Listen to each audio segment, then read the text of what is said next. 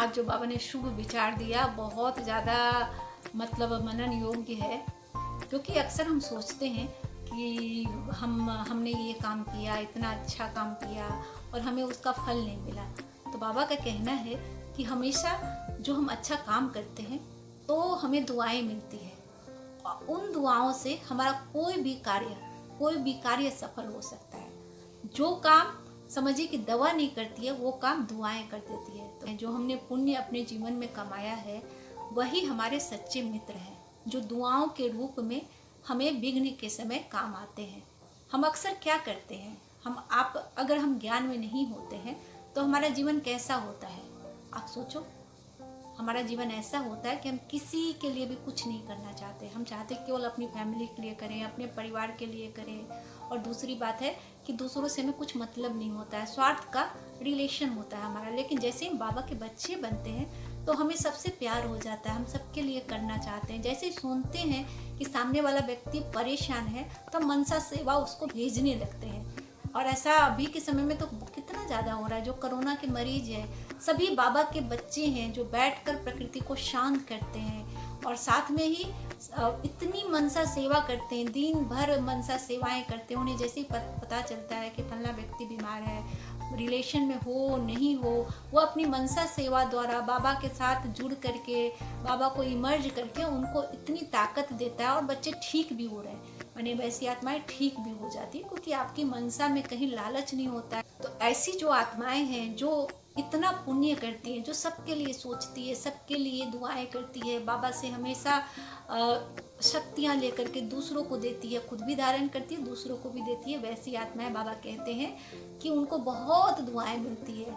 जो मुसीबत के वक्त में वो दुआएं काम आती है, उनके विघ्नों को नाश करती है। कहते हैं दुआ से भरकर दवा भी नहीं होती है। कोई केस अगर बहुत होपलेस भी हो जाता है लेकिन उस व्यक्ति के साथ दुआ होती है तो जो काम पैसा नहीं कर सकता है वो काम दुआ कर जाती है। और ऐसा बिल्कुल सत्य है। कभी कभी डॉक्टर जिस व्यक्ति को जवाब दे जाते हैं वह व्यक्ति अचानक से ठीक हो जाता है क्योंकि उसको दुआ मिली होती है, या उसके लिए कोई दुआ कर रहा होता है। तो हमेशा क्या है, दुआएं कलेक्ट करनी है।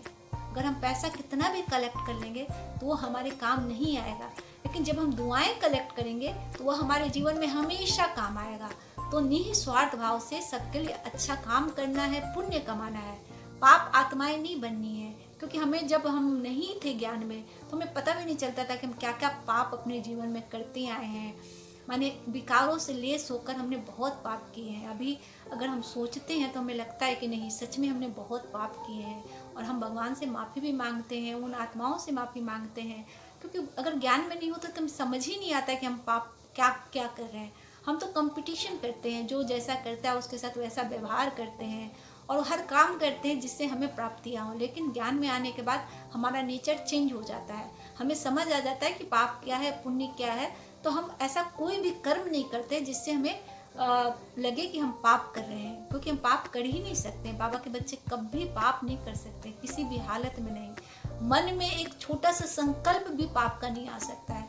किसी भी आत्मा के लिए एक छोटा सा संकल्प भी नहीं आ सकता। जो बच्चे बाप के बन जाते हैं और बहुत जल्दी परिवर्तन होता है। मैंने खुद महसूस किया है कि मतलब 2 महीनों में पूरा जीवन ही चेंज हो जाता है। 2 महीने पहले मैं जो थी, पिछले साल की बात कर रही हूँ, और 2 महीने के बाद मेरी मन स्थिति जो चेंज हुई बिल्कुल ही बदल गई। क्योंकि बाबा अपने करीब बच्चों को खींचता है, बाबा सिखाता है। बाबा जो बच्चे ज्ञान में आ जाते हैं बाबा उन्हें अपने जैसा बनाने लगते हैं और आप बन जाते हैं। लेकिन इसके लिए आपको बाबा से योग और प्यार करना पड़ता है। अगर प्यार करेंगे तो बाबा जैसे बन जाएंगे। तो हमेशा दुआएं कमाइए, दुआएं दवा से भी बड़ी होती है। हमेशा इस बात को नोट करके रखे, पॉइंट कर ले इस बात को। अपने जीवन में कभी भी ऐसा कोई काम न करें जिससे हमें दुआएं न मिलकर उसका उल्टा मिले।